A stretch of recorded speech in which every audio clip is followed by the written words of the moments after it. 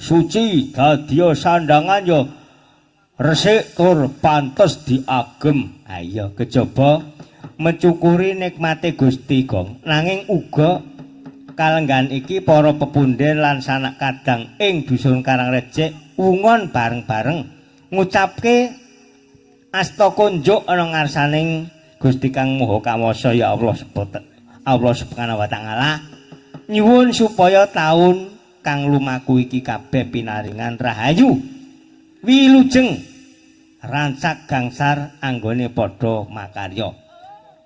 Allahumma amin. Ayo ket mau kok ya dilarang ora ana pemundutan iki ya. Nah iya. Iki awake dhewe kelangan Petruk ning aja ngamangke Petruk aku terus mbrambangi.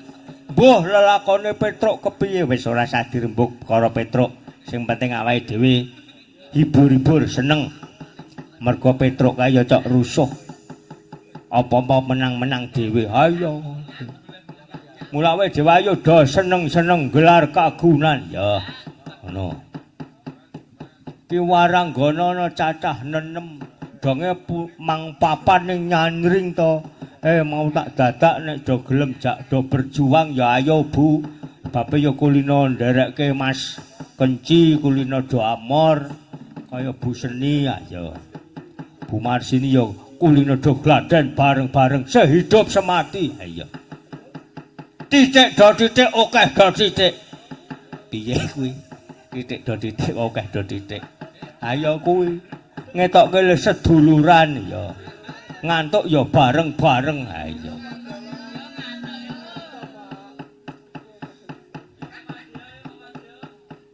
Sore-sore bulan ayo kanca padha dolanan rene-rene bebarengan rame-rame edo kegojekan kae-kae rembulane yen bisa kok ngawe-awe kaya-kaya nyelingake kanca kabeh padha turu sore ayo Mas sapa nyono asale saka iku tambane apa asale saka adine rada kelo aja ngono Mas aja ngono kadung janji Mas aku mangkok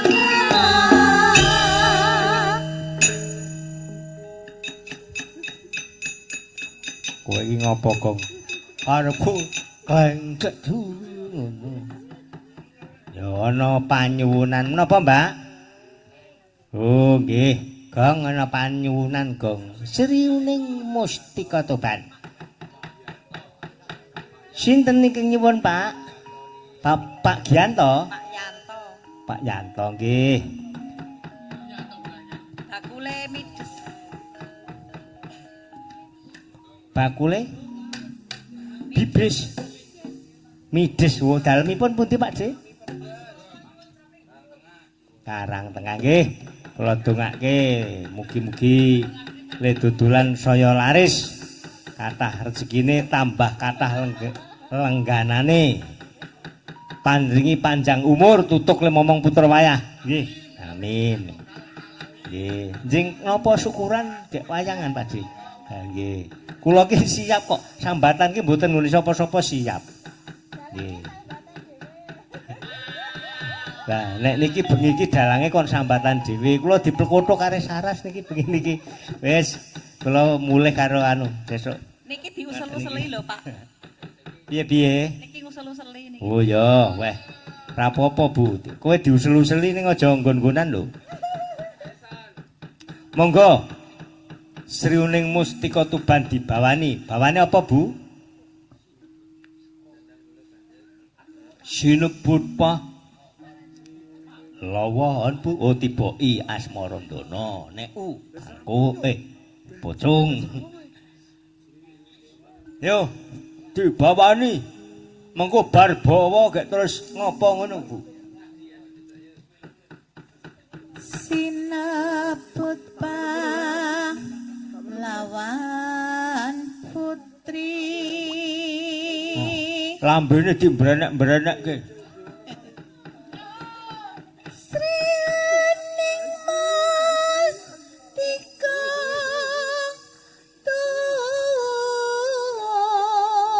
Tuban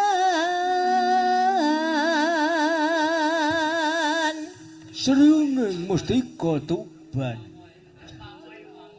putra Kanjeng Sura Boyo. lawe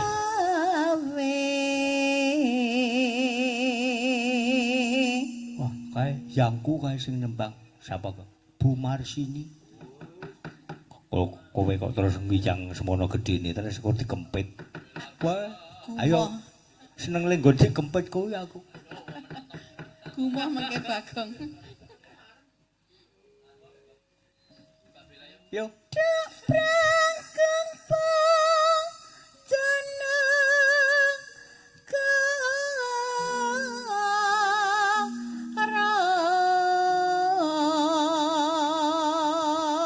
Duk Pranggung Bojonegoro Balelo Wirat kok Balelo bebelo.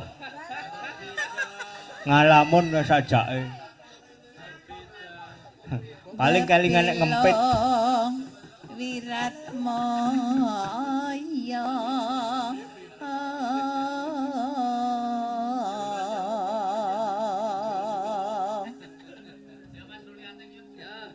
Tan urung Sri Uning gugur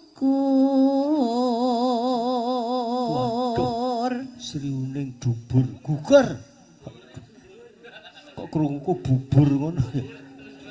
keguguran dadi kusumaning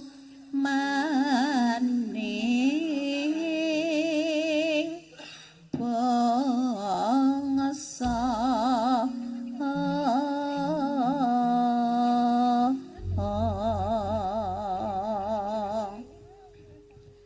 Sri Uning Mustika Tuban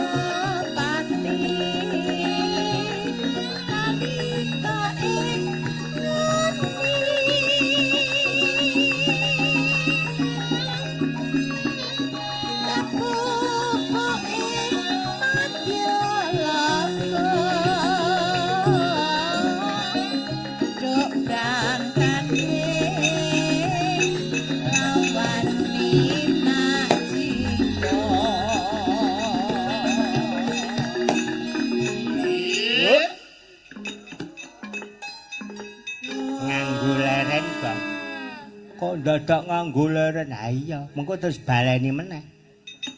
Diteruske, oh ya. Tresnane Goyang siji. Maya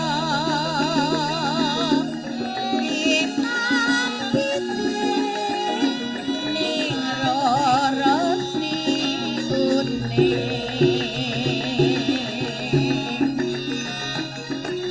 Senajan wekasanira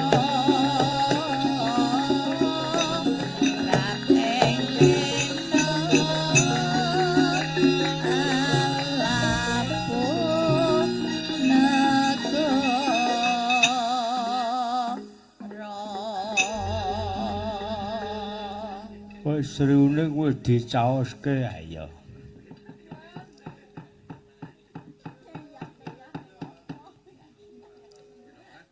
Wis pale gara-gara. Ayo usih yaene tenang wae, engko jam 3 bubar mergo sesuk-esuk isih ngayahi ning kraton to Gong kowe.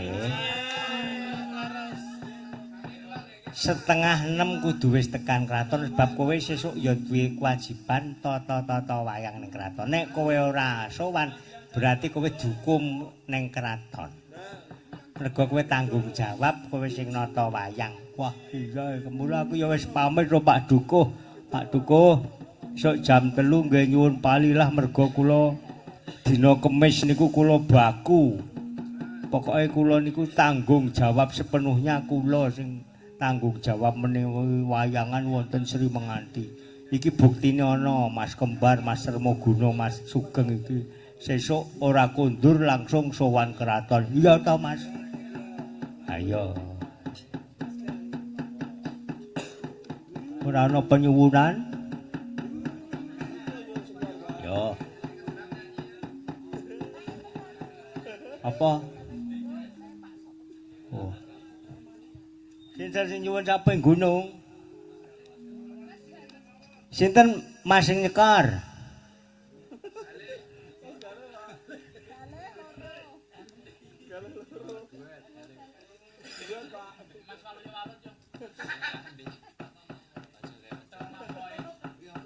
Saiki nyuwun dibawani Dendang Semarang, Mbak Bella. Ayo, Mbak.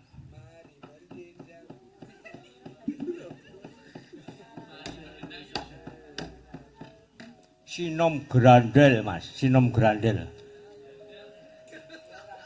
Ah, larase diunggahke, Mas. Memanismu. Ngono kae lho, Mbak. Angu jiwat. Pokoke klasik-klasik wae lho.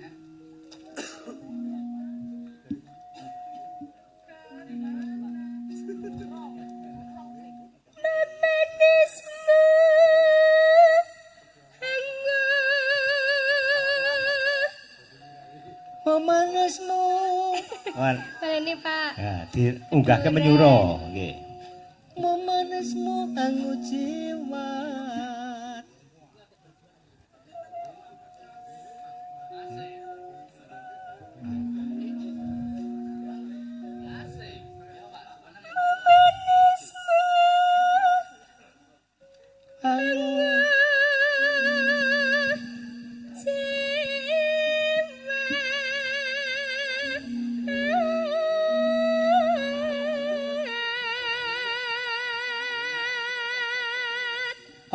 Gawe anak gawe ruci Gawe ruciting kalih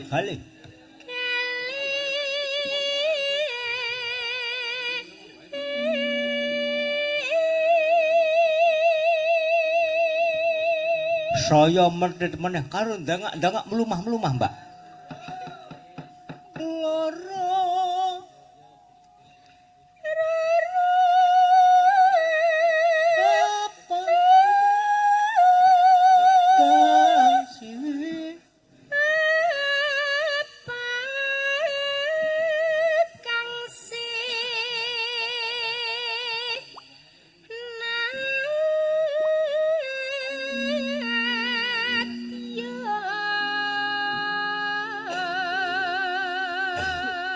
terus lega mau kaya muntuk-muntuk terus mak piyah umpama kaya wong bayan munduta Rukmi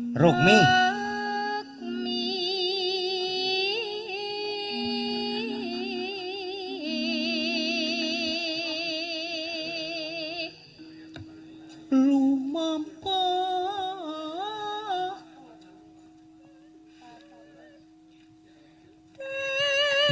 waduh ngajari kleru gong cakepamu tak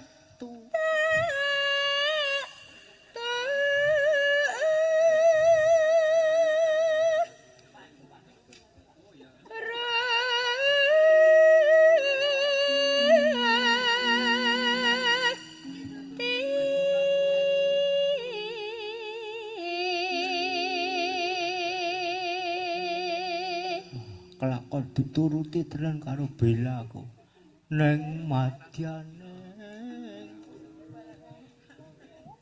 ibarat waduh kleru meneh numpak perawan perahu Pak waduh ora oleh saru sorry mau mergana aku weruh martaya mau kowe nek ora gelem saru aku arek mulih ngono dak ya micek ya iki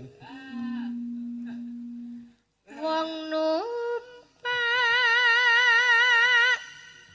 perahu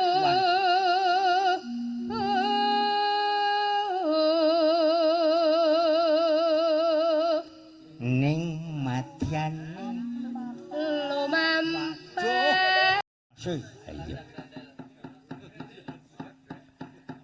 terus nyangke dendang Semarang terus Bengawan Solo ayo iki wektune wis winates wah kudu tanduk aku titik duwit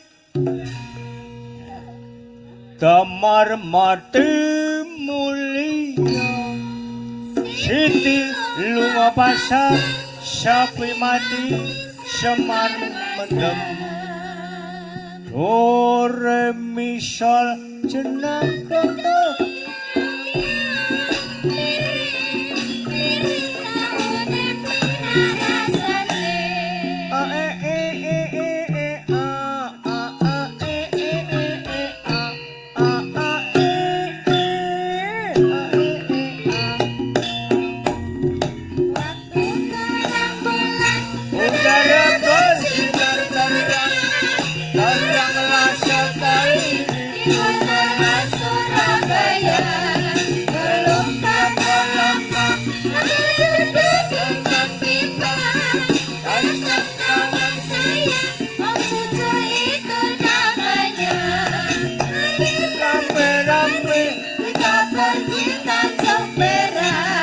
panggil satu taksi kita sorak bersorak taksi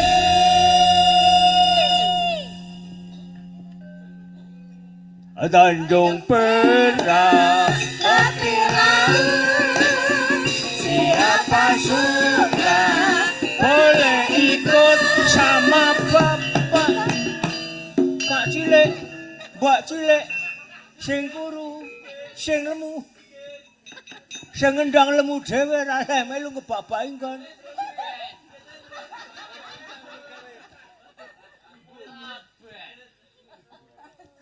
waktu terang bulan udara bersinar teranglah sekali di kota Surabaya belum berapa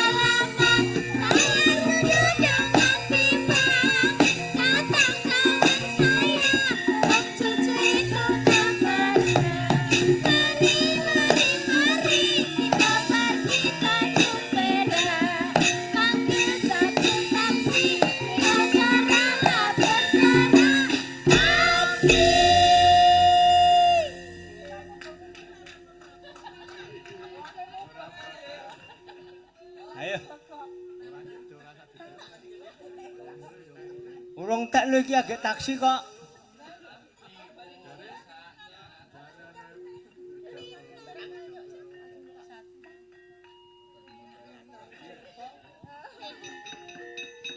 Tanjung Perak Rabilau siapa suka Boleh itu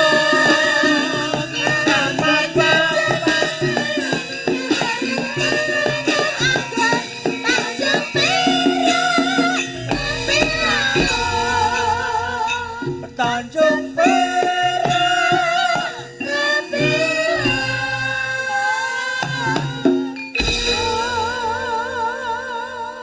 Perak. Nyangke songo Mas larase.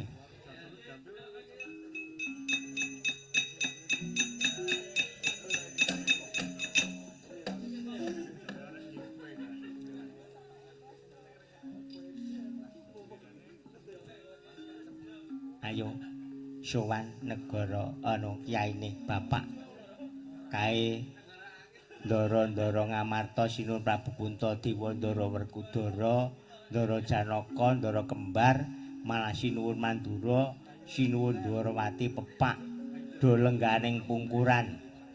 Wah iya kae.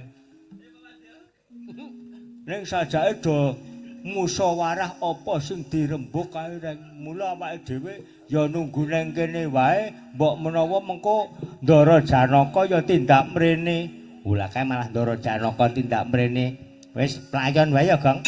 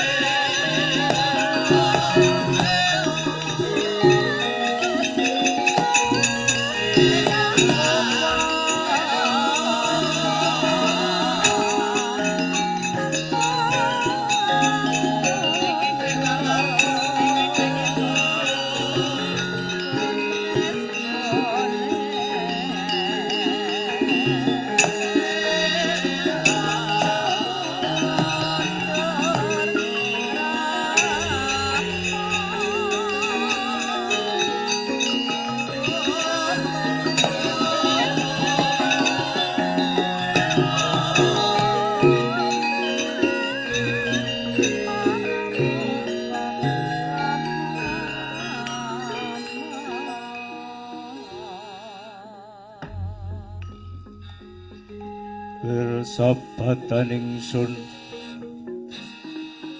tumiling angolati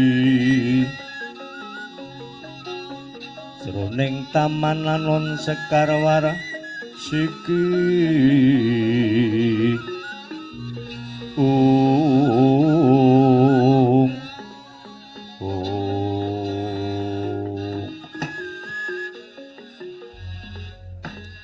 Sinuwun Dwarawati semurandat anggenipun rawuh nika Sinuwun Mandura Sinuwun Baladewa Sinuwun Ngamarta Prabu Puntadewa Ndara Werkudara Ndara Kembar sampun wonten pengkeran semurandat Sinuwun Dwarawati ora mukal pamomong kuwi nek kurang tanggung jawab terus ana pacobaning Bathara kang hakarya jagat ingkang temempuh ndara-ndara kula ngamarta.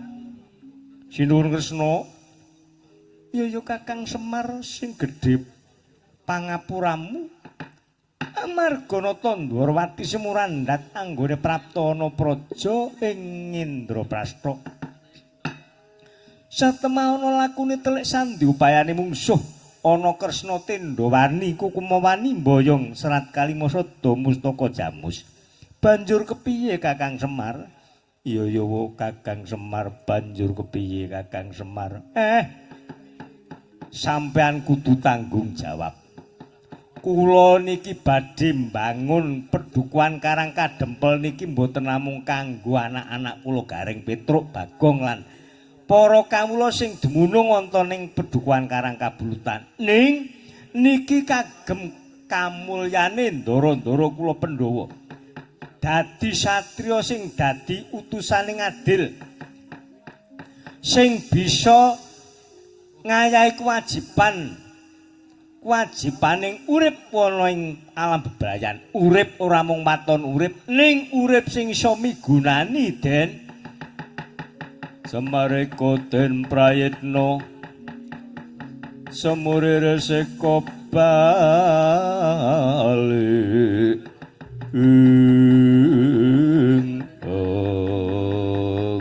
sampean kudu tanggung jawab. Petruk cilik loro gedhening tumeka pati. Tak tempuhke sinuwun Bathara Kresna. Ya Kakang Semar, ana lupute nata Ndwarawati diagung pangapurane. Ora pati-pati bali nata Ndwarawati nang Karang Kadempel durung gegandhengan karo Petruk Kanthong Bong Dimas Janaka nderek lakuku Dimas.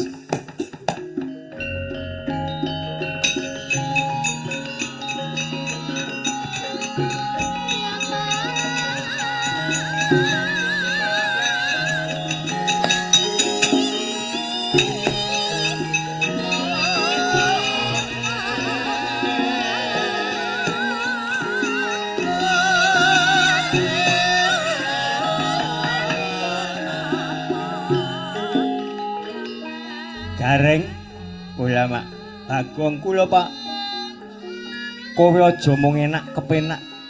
Gegayuhan apa wae kuwi kudu sarana tumandang gawe.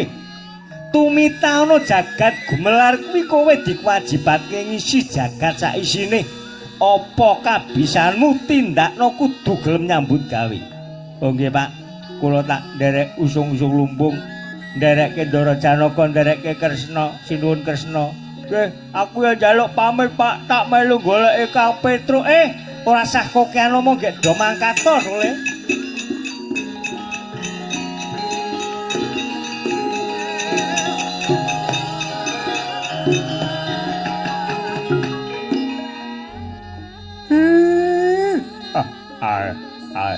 Titis ya es padha nitis nutul betis.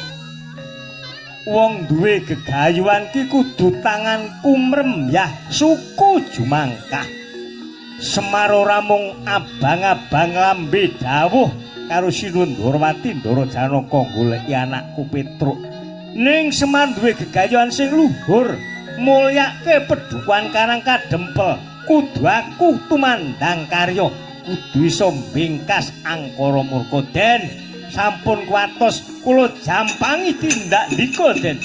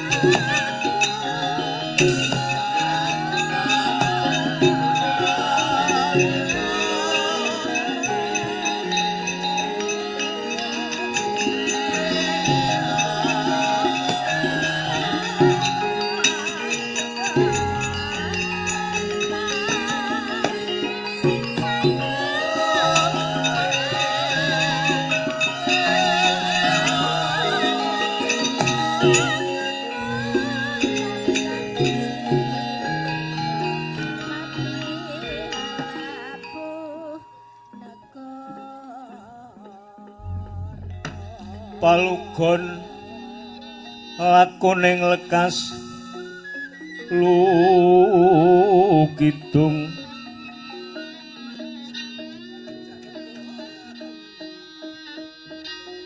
kadenetrane nganggo rapo sabdaning kukila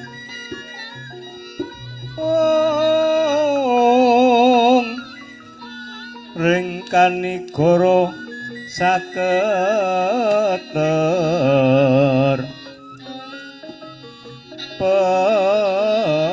pepetoking ayam wono merak pagagan mangu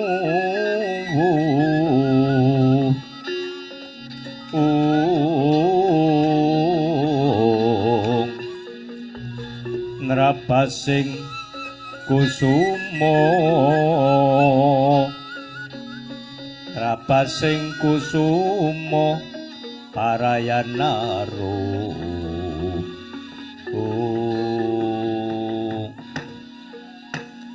kula nyosaken sembah pangabekti Kanjeng Rama Begawan Dewaningrat Rama ingkang putra Dewaningrat ngaturaken sembah pangabekti Kanjeng Rama Kahana Dewa iya ngger tak tampa Prabu Dewaningrat kowe bekti marang Sudermamu Begawan Dewa Kahana antuk pamujimu balikana praja ing awawu langit ora ana sambikala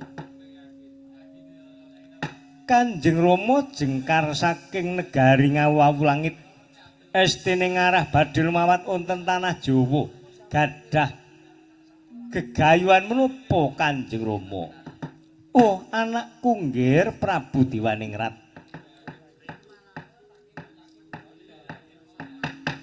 ndak rewangi aku wujudanata Ndrawati Tindawarni lumakana negara Ngamarta kepengin nyempuyung anggonmu dadi ratu karben dadi ratu dadi mustikaning ratu kabeh ratu tanah Jawa nyembah dlamaamu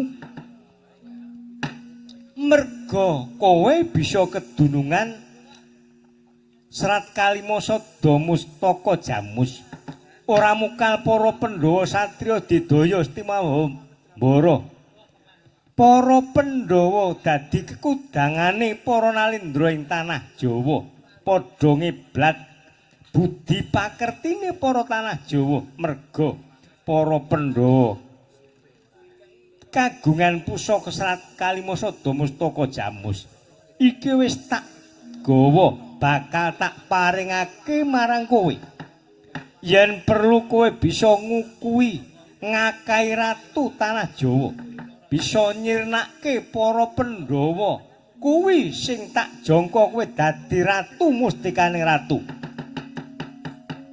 mongko kanthening tumuwuh salami nyomong ngawasiling eling lukitaning alam saking wiryaning dumadi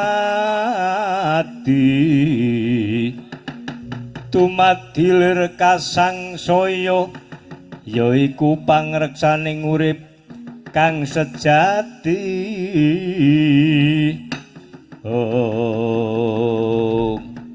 yen ngaten Kanjeng Rama klampah gegayuhan kula saged dados ratu wonten negari ngawawu langit sinembah ratu ing kukuban tanah Jawa sami nyembah dlamaanipun Prabu Dewaningrat Ratu Ngamarta Ratu Ndrawati Ratu Mandura Kumbina Lesanpura Wirata sedaya badhe teluk wonten astanipun ingkang putra Dewaningrat jalaran Kanjeng Rama sampun ngasta Serat Kalimasada iya nggih mula Kanjeng Rama kula badhe kepengin lumarap wonten kukubaning tanah Jawa kula badhe nitih baeta lumawat nyirnake para Pandhawa lan nata ngurmati Prabu Baladewa. Ya Dewaning Rat tak bantu nggih tak bantu. Patih, woi kula wonten dawuh sinuwun. Senadyan to kuwi ana pepungkuran dawuhna para madya bala ngawau langit budal lelayaran ning tanah Jawa.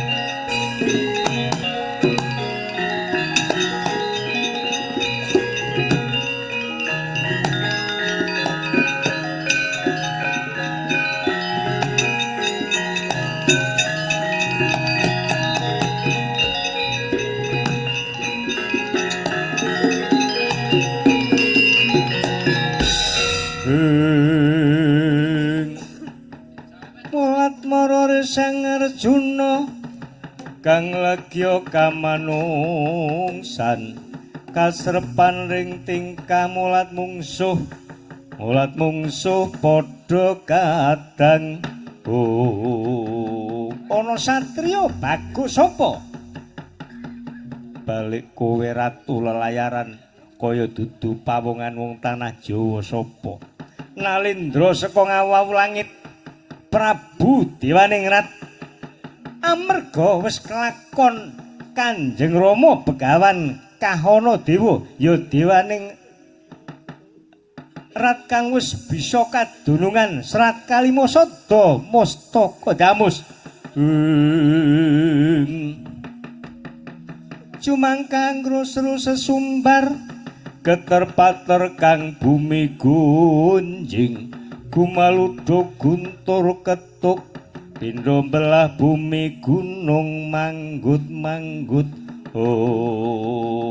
nolo garing kula iki ingkang dusta Serat Kalima Sada pun gadi tempiling mawon diajar mawon ratu kaya ngene kok maling kok kowe sapa Prabu Dewaning Rat kowe sapa lek nomripatmu rungokno gobokmu pamadyaning Pandhawa Janaka. Oh, kowe sing jenengane Janaka ya dasar napa keprandangan dening aku. Kelakon aku iso mateni Janaka bisa kaloka sinembah dramaanku para ratu tanah Jawa tampanana. Aduh.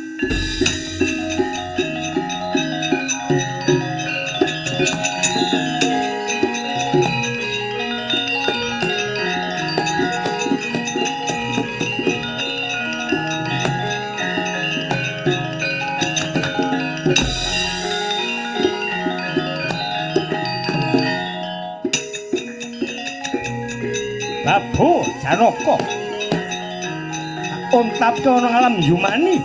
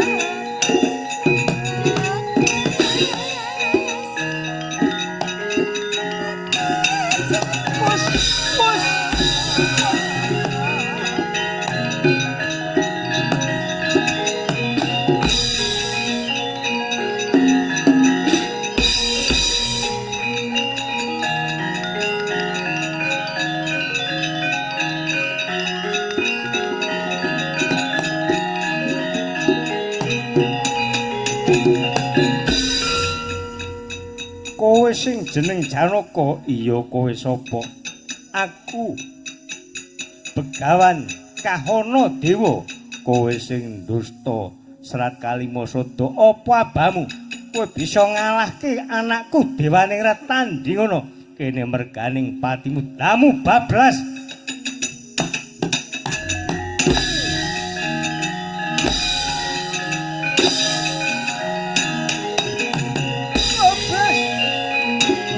Amuk Janaka.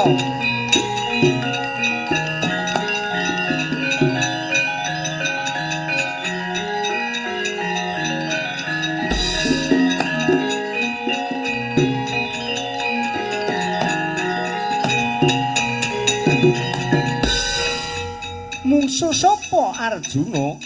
Kula mengsah Prabu Dewaningrat kelayan Begawan Kahana Dewa didaya Koko Prabu. Kowe ora bisa menang, mboten menang. Golek pintrosahan, ayo golek jago, monggo Koko Prabu.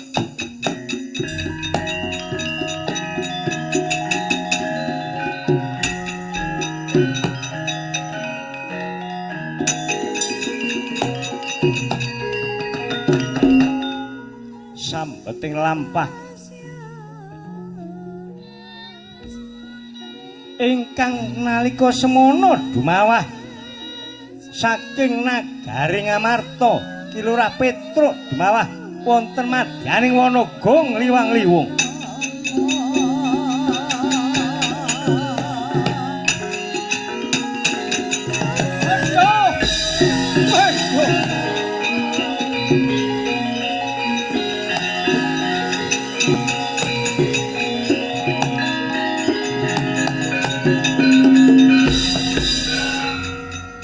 Wah, aku mokil ku tiba Udakara antarane 11:30.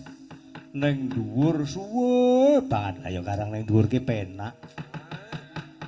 Yahene lagi tiba wis meh jam 3. Kurang sithik banget iki ya. Wah, iki aku kudu meminta sing Bathara tak golek dalane pati wae. Timbang aku nandhang sengsara tiba ning alas kene urang-urung dadi mangsane satu kewan, mesti dadi mangsane para kewan-kewan galak awit iki alas sing gung liwang-liwung dewa patenana wae dewa Kocapa Begawan Jalantara Praptanira.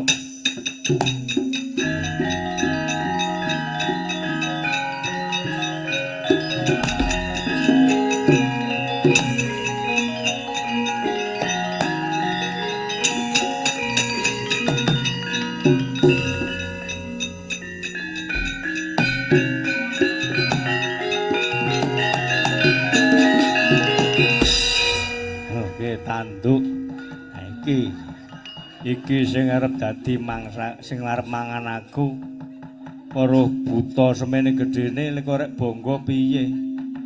Oh Petruk lho kok ngerti karo aku, kowe iki buta? Iya Petruk, pokoke pangling karo aku. Aku kenal karo kowe wae ora kok. Oh kelingan jaman semono Petruk. Saurunge kowe diaku dadi anake Semar, kowe ngeling ngono. Aku bapakmu Resi Jalantara. Aku bapakmu. Oh, bapak. Bapak.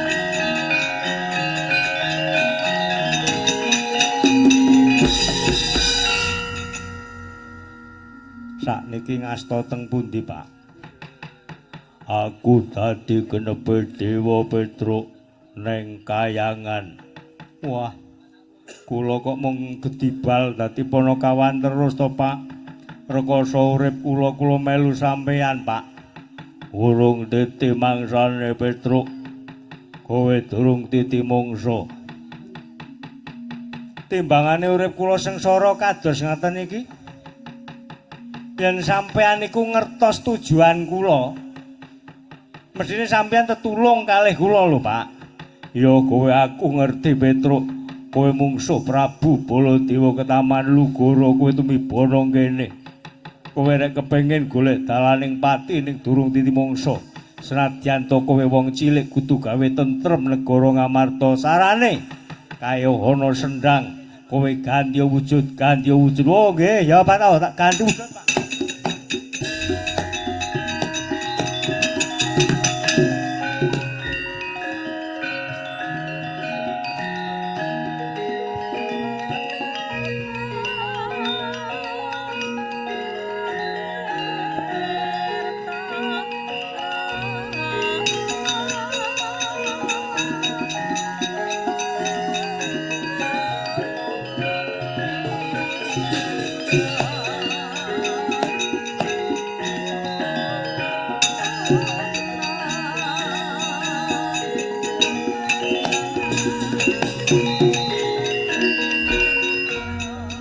Kowe kaya ngono aja kuwi Petruk.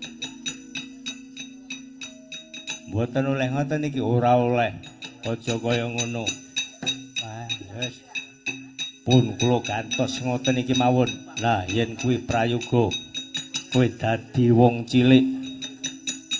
Kowe ganti jeneng Cakrawangsa ya Petruk. Kowe mandi ucapku kowe kasinungan kawaskitan didaya Timandraguna. Gawe pepadang ora suwe meneh ana pawongan sing teka kene. Dadi kula kudu pisah karo sampean, Pak. Kapan le kula melu kowe, Pak? Burung titi mangsa Petruk, ganti dina ganti taun kowe bisa nusul aku, Petruk.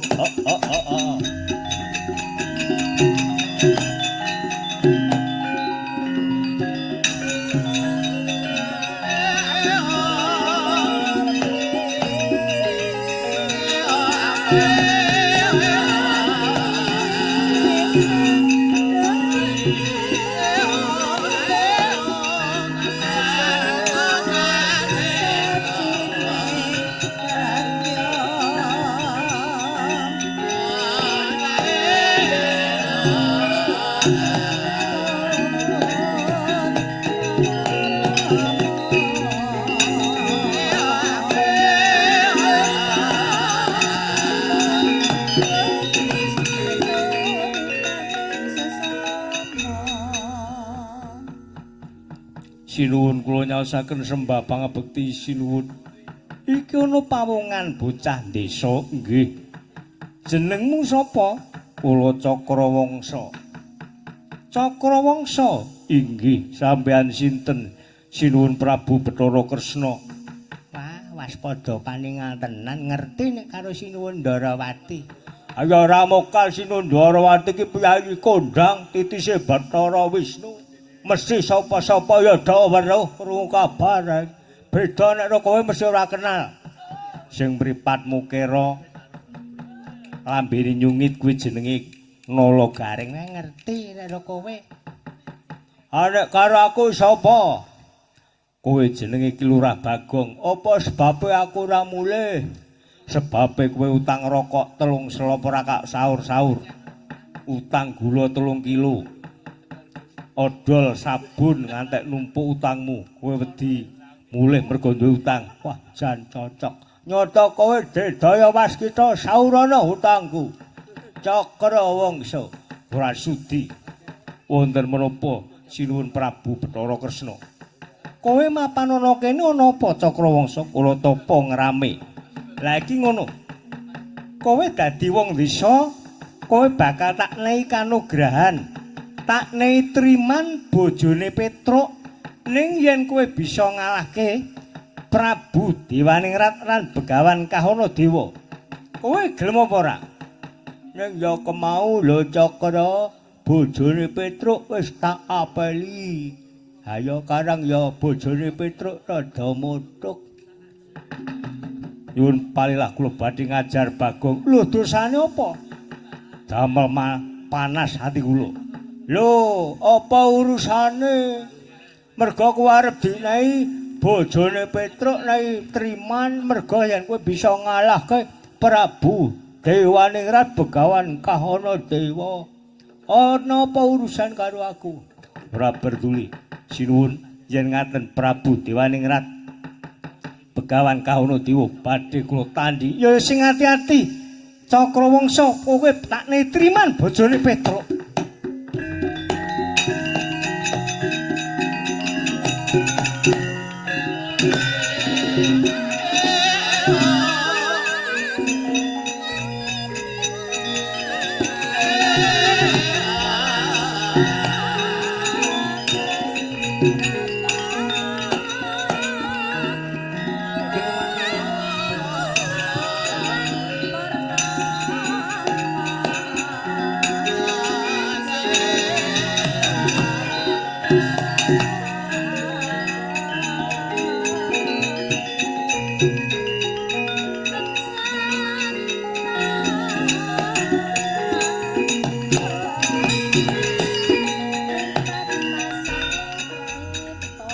Kowe ndusta Serat Kalimasa Datinda Wanyata Ndrawati Begawan Kahana Dewa.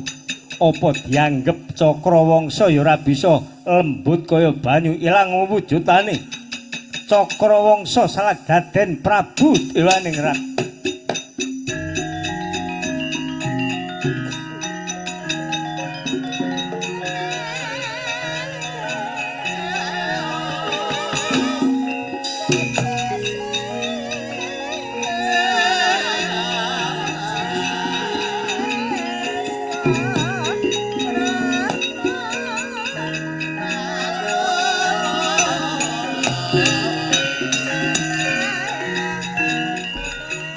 Ana pangger Dewaningrat Rama wong sawangsul kula mengsah Raden Arjuna mboten sasapnaing menawi kula mbeta pusaka Serat Kalimasa tartentu kula saged unggul jurit kula ya tampanana nggih.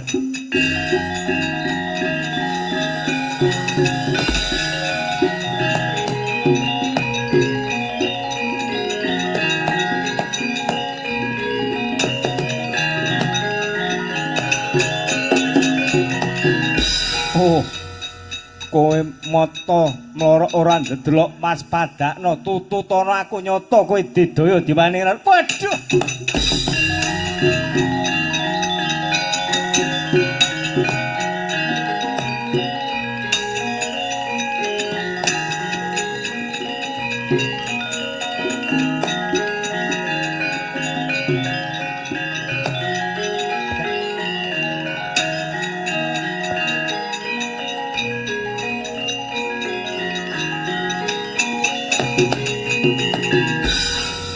Kok gelis Cakrawangsa nggih pangestunipun.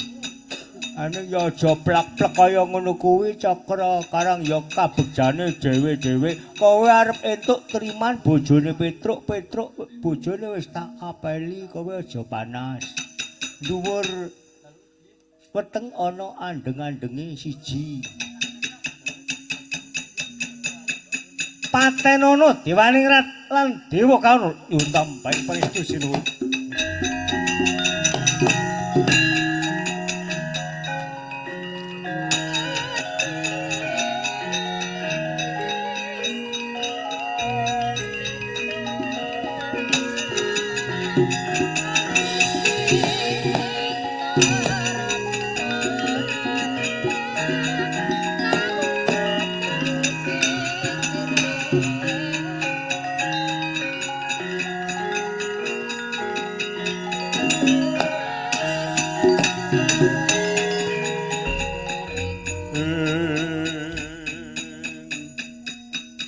Cumangkang grus-rus sesumbar keter-pater kang bumi gunjing melah bumi gunung manggut-manggut.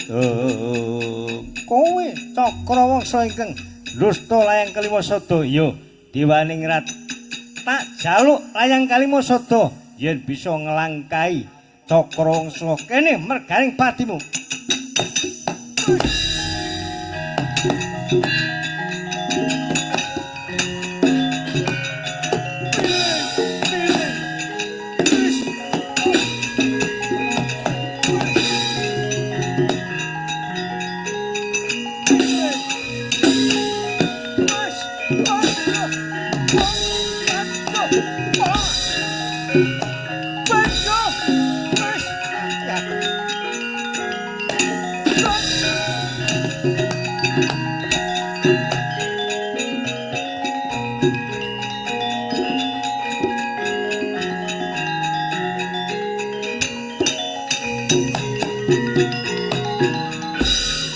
Aja gembeleng sirahmu, mbeleng pacakmu Cakrawangsa, tandingmu Begawan Kahana Dewa, maju tak rampungi nyawa getak tiba bablas.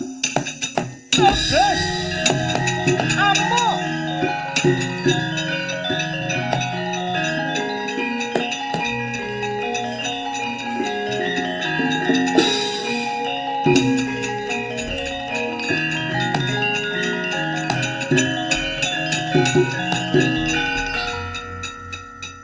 Iki ana pespa ning kene.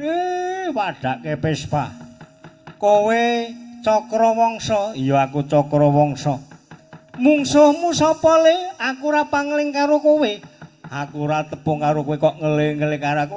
Gek Bathara Petruk bae.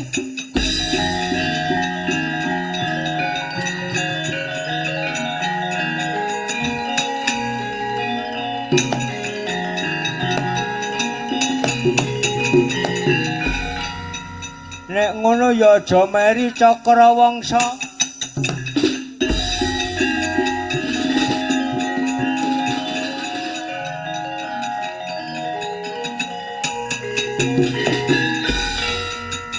Aku ora njaluk irama jane, tak nggo guyon Panakawan. Aku ora ngopo-ngopo tenan Petro, aja semelang. Nyatane kowe ngerti jare weruh andeng-andengi. Apa eneng tenan apa piye? Ning aku jan ora ngopo-ngopo, mbok yakin sumprit. Mbok dawa sumurku. Kowe aja sembrono. Pak Begawan Kahana Dewa tandingi kowe. Aja melu-melu. Seranane aku bisa mbangun karang kadempel bisa ngenyak-nyak Kahana Dewa kae.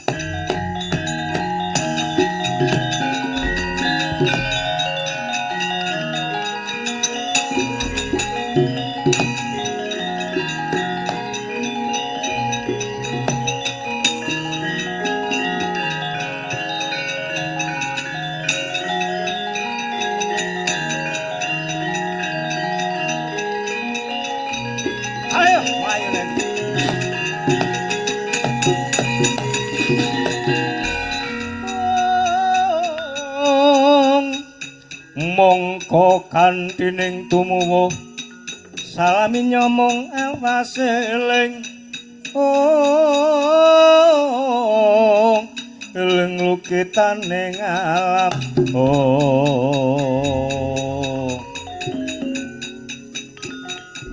kowe sapa Semar Badraya kowe wong elek elek ya men kowe Begawan Kahana Dewa iya tak jaluk serat kalima sada nyawa tampano tak dugang sikil loro kowe.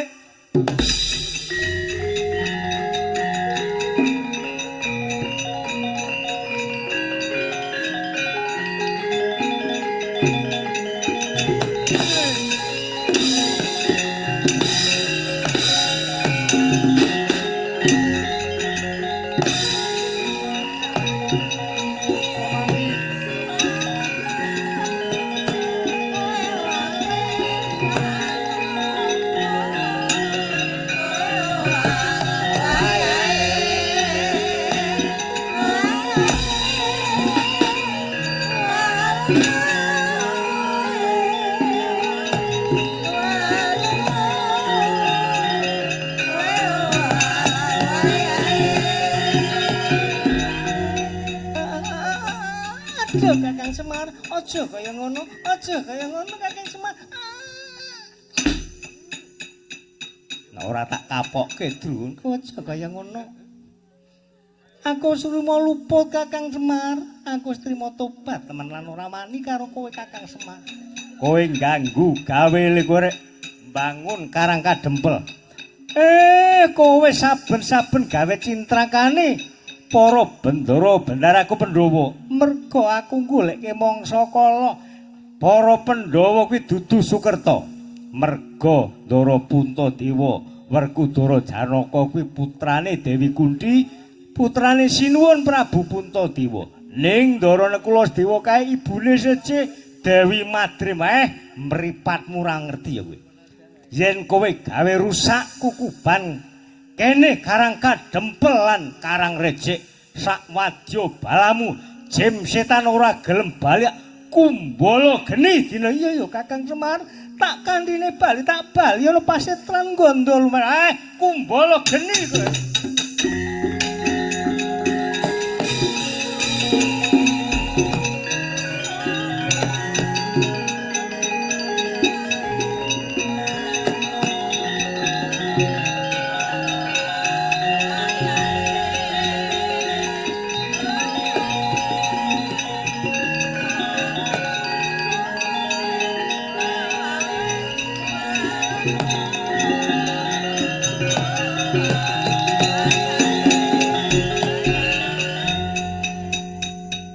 Kakang Janaka.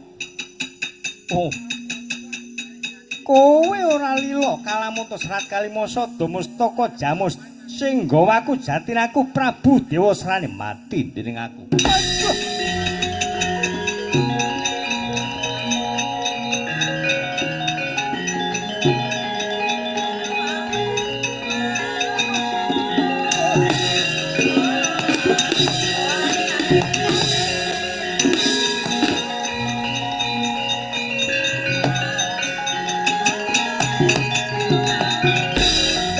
Janaka aku trima tobat.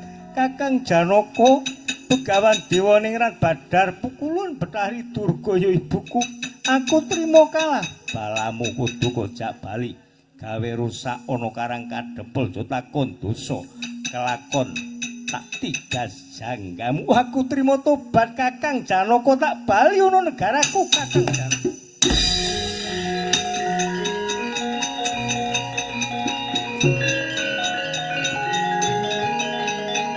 Wah.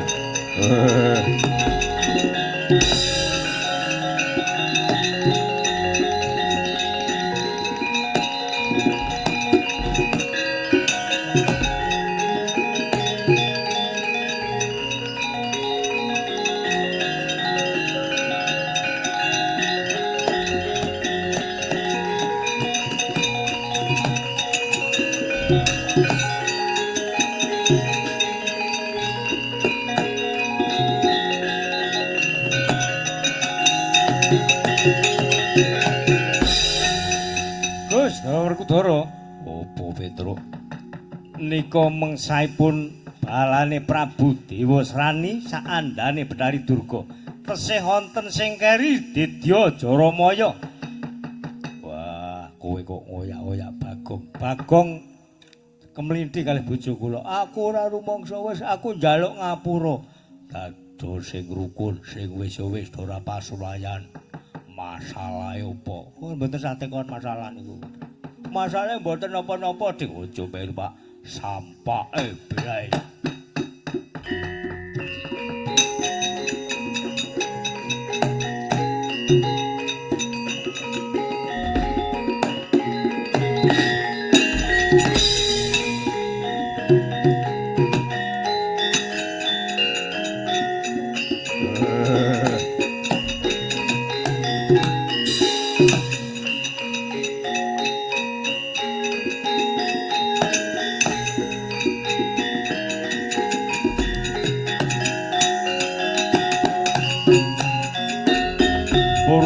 Gatining carita senang silawader parisa sunderan apuranto Pak Kardi apuranto yen wonten lepat kawula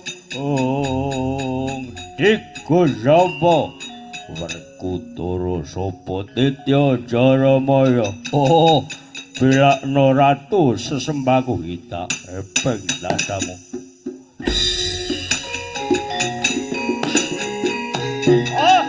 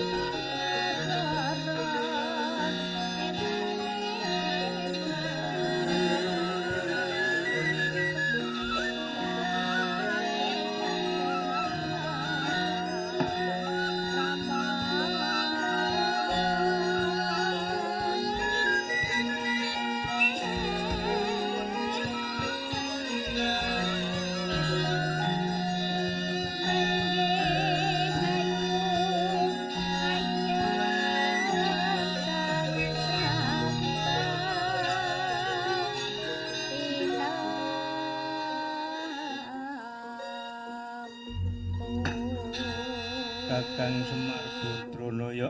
Kula sinuwun. Kaya wis padhang tetrawangan kahanan Karang Kadempel. Apa kabeh kabutuhan ingkang kersake Kakang Semar uba rampe. Wujudan apa wae ingkang dikersake Kakang Semar para Pandhawa saguh minangkani. Nggih matur nuwun. Sedaya wau mahanani rancak gangsar lancar anggen kula mulyake Karang Kadempel.